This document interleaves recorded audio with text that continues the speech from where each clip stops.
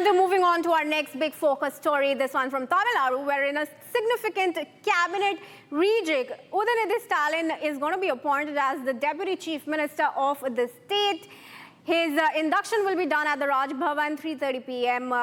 Today, and DMK leader Senthil Balaji, who's recently been granted bail in a money laundering case linked for a cash for job scandal, is also set to return to the cabinet. He is likely to get the electricity portfolio. The swearing-in ceremony for these new inductees into the cabinet will be held in the afternoon in Raj Bhavan in Chennai. Let me go across to Ashwin, who's joining us live on the story to give us more details. Ashwin, a very good afternoon to you. Of course, now Udhayanidhi Stalin's appointment as the Deputy Chief Minister was really on the cards. There had been speculation about it for a very long time. It only needed Stalin, the Chief Minister's stamp, for him to be inducted as the Deputy Chief Minister. But let's talk about Senthil Balaji. This is a scam-tainted minister. Of course, his bail was long due. Does that really explain bringing him back to the cabinet and giving him a minister's portfolio?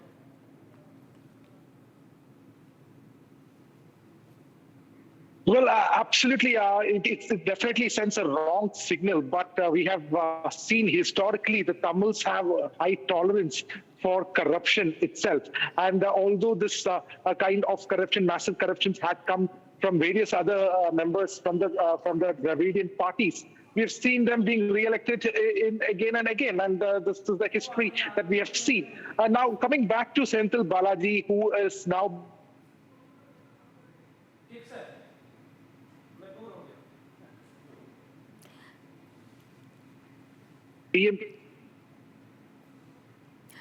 All right, viewers, seems like some technical issue in the audio of my colleague Ashwin, who was speaking to us there. But we will be watching out for that swearing-in ceremony of the new Tamil Nadu Deputy Chief Minister and other ministers in the cabinet that will happen at 3:30 p.m. today. Chief Minister M.K. Stalin had recommended Senthil Balaji's name along with Dr. Govi Shezian and R. Rajendran and S.M. Nasser to be inducted into the Council of Ministers, and Governor R.N. Ravi has approved these recommendations. So there will be new faces in the Tamil Nadu cabinet just in a few hours from now. But some political reactions have also come in on the development. Let's listen in. And the Maran's Stalin's legal heir of the politics of Tamil Nadu is now being shown as the Deputy CM of Tamil Nadu. Though it is their internal affairs of the party and it's their parties, because they have majority, they can do it. But one thing is very clear, that these parties have more family interests than the national interests. These families have more family interests than the people's interests. So therefore, what they are doing is not the people's welfare, but the family welfare. This is a classic example of the family rule for which the entire India alliance is part of it, right from the Congress party to DMK. These parties are basically family-oriented, corrupt, and self-centered and selfish parties. So therefore, the views of Mr. Udhayanidhi is also known on Hindutva. So therefore, these parties are basically anti, though they call themselves India Alliance, they are anti-India, they are anti-Hindu, they are anti-democracy. So therefore, they believe only in family rule, and whatever they say, they think that is rule of law. Anyhow, he is being sworn in as Deputy CM of Tamil Nadu. It is their family and party matter. However, this is not a good trend in democracy. It is now confirmed that Udhayanidhi Stalin will be the Deputy Chief Minister of Tamil Nadu. One more sun rise. But who will think about the sons and daughters of India? This entire India alliance, and particularly DMK, has two pillars. One is Bhrashtachar, take Bhrashtachar ministers who are doing Bhrashtachar, and the other is Parivar. Only think about Parivar. These are the two pillars of India alliance and also of DMK.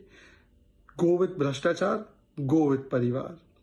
Now in the entire attempt for sunrise, that means Stalin wants his sun to rise, Sonia ji wants his son, her son to rise, Laluji wants his sons to rise, Mulayam ji wanted his son should rise, Sharad Pawar ji wanted that his daughter should rise.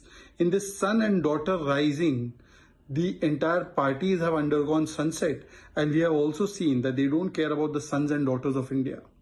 Only Modi ji cares about sons and daughters of India.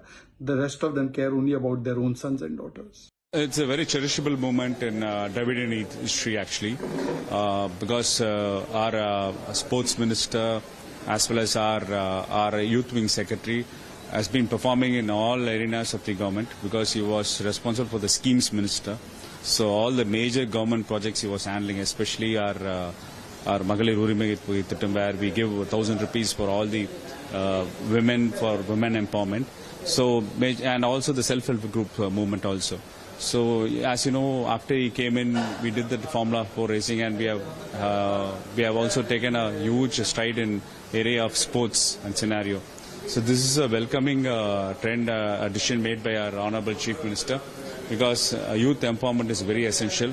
It will fuel a lot of youth energy into our political party as such, because being himself as a youth wing secretary, now as a Deputy Chief Minister, there will be a superb sync between the party activities as well as the government.